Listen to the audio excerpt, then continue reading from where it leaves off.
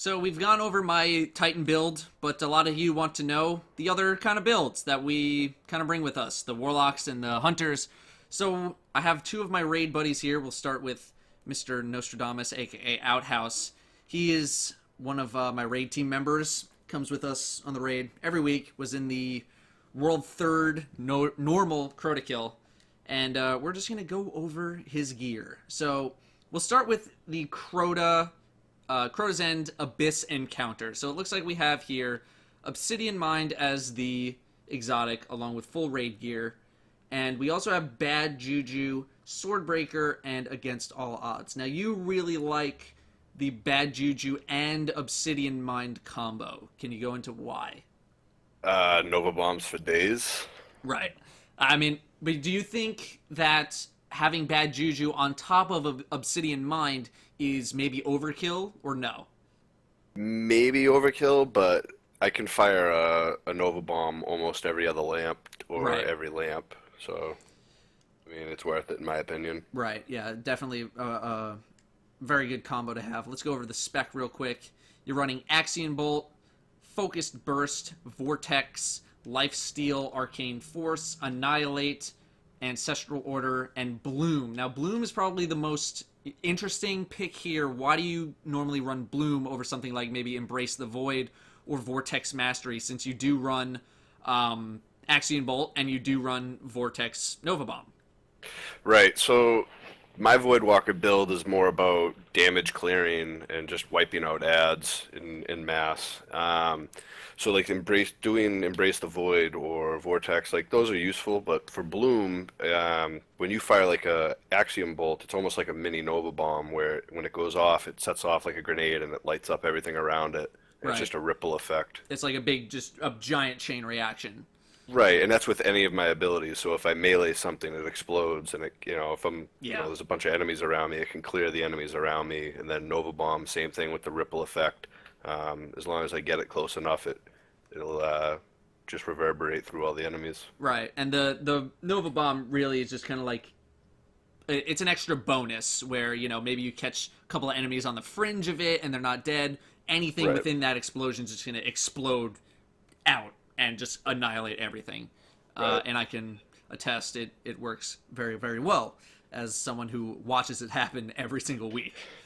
So maybe talk about why you don't maybe run Sunsinger, because it seems like a lot of people just like to run Sunsinger because you can res again, and that's really only it. Right. So survivability is always an issue, especially in the hard mode raids. But for me, like we value staying alive so much that to have that perk, it makes you want to use it or to rely upon it or just saving it to have it. I don't like using Sunsinger at all, except for maybe PvP. I'm actually building a set for PvP right now. Right. Yeah, I feel we both have similar sentiments on that. We feel that it's a very passive kind of style of play unless you're, running Song of Flame or what was the other thing? Right. Well, the perks that you can get Radiant other Skin. than the revive aren't really worth it in PvE. Radiant Skin in PvP is just you're a juggernaut. But, Right. Yeah, but for PvE it's right, because you don't want to be taking damage anyway, so you don't want to be anywhere near where you're getting shot at. right. Okay, so now we've moved to the bridge encounter. So why don't you swap on anything that you might change for the bridge encounter? So we have a Fatebringer. We have Black Hammer. We have Yallarhorn. Any gear changes? Nope, this is what I run for the rest of the raid. This is when you run for the rest of the raid. Okay. So Yallarhorn, I think, is a pretty obvious pick. Best rocket launcher. Probably one of the best exotics in the game. Black Hammer's obviously a very good pick as well. Great for taking out knights and helping on the other side, and it's a great sniper. Why do you choose to use Fatebringer over something that's maybe 331? Because Fatebringer is still viable. It's still one-shots thralls, and the Firefly on the speed reload perk. I mean, it's probably the best legendary in the game. Right. For PvE at least. So it's a beast. It's Fatebringer. Yeah. Do you change anything within your subclass? I do not. I still focus on clearing ads and damage output. Okay. So basically the only changes that you make are weapons, you don't do any actual gear changing. Unlike Correct. where I go from Helm of Saint 14 to Armamentarium to Ruin Wings. Warlocks don't really have those kind of exotics that gives them like such a huge boost in something to a specific fight. All my exotic changes are because the exotic that I pick does something very, very specific and very, very helpful. But Warlocks don't really have many of those exotics. Obsidian Mind is still probably by far the best exotic that you can be wearing as a Voidwalker. So let's move to maybe PvP. So what do you end up using for PvP?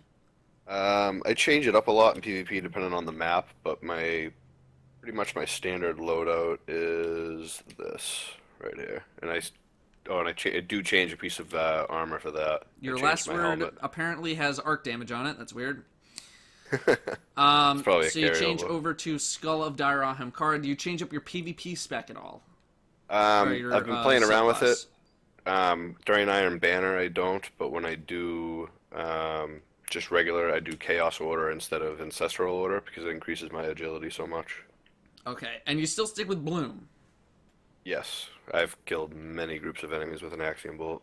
for PvP. Yes. Okay.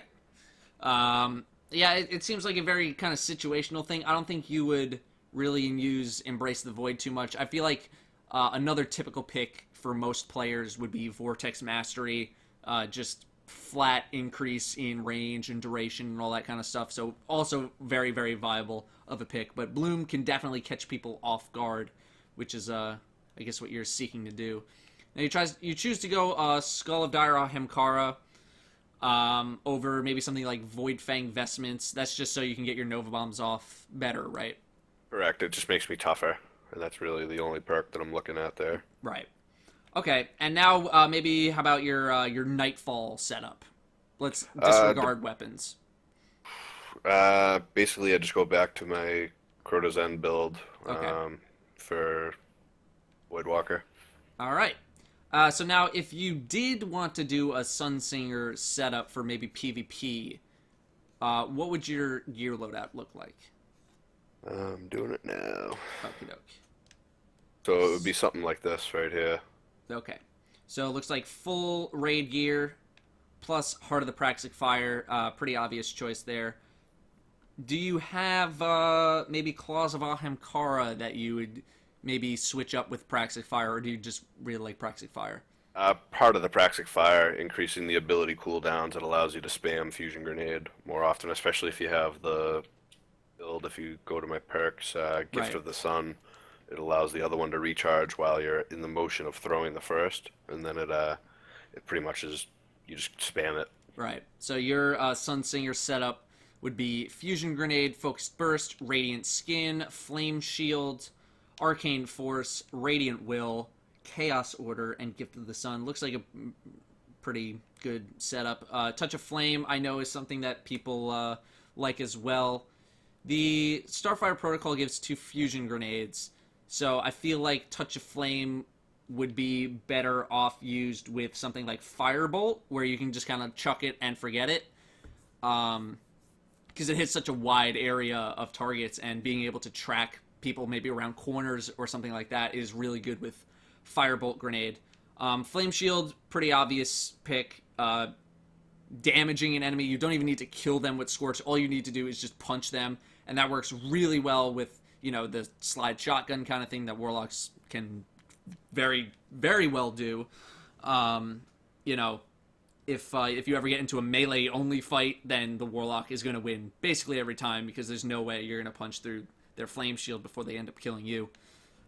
You prefer more of an agility spec over an armor and recovery spec? Is that personal preference?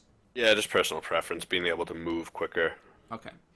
And Heart of the Praxic Fire hasn't been on sale at all from Xur, but Claws of Ahemkara have been on sale. I think those are also a very, very good exotic for Warlocks to use in PvP, just because having that extra charge of melee really gets you into people's faces a lot easier. You can be more aggressive with them, knowing that bonus shield is coming. And with being able to do slide shotgun, all you need is around 70 damage on a target, and then you can finish them off with melee, and that's 70 damage is pretty easy to do, with a shotgun. So I think that was about everything that I wanted to cover.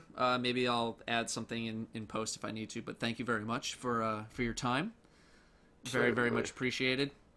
And thank you all very much for watching, and I will see you next time.